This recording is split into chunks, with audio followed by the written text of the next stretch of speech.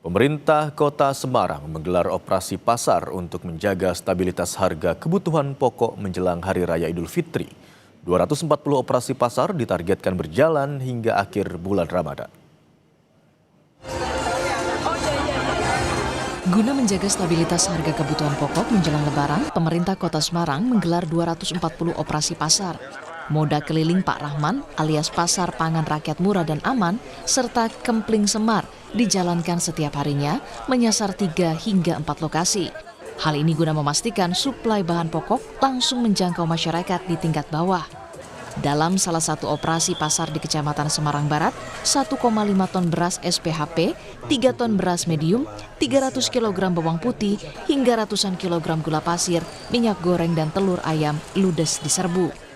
Bahwa Kota Semarang memang harus menambah jumlah operasi pasar yang selama ini dilakukan. Modalnya pakai Kempling Semar sama Pak Rahman. Sampai dengan akhir bulan puasa ini dijadwalkan ada 240 operasi pasar bersama mereka.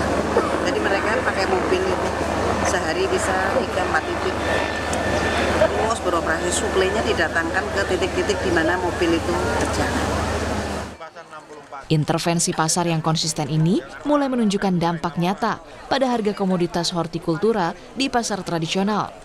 Seperti harga cabai yang sebelumnya melambung di angka Rp95.000 hingga Rp100.000 per kilogram, kini berhasil ditekan hingga Rp75.000 per kilogram.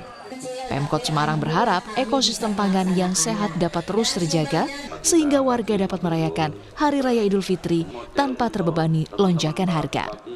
Tim Liputan, Kompas TV, Semarang, Jawa Tengah.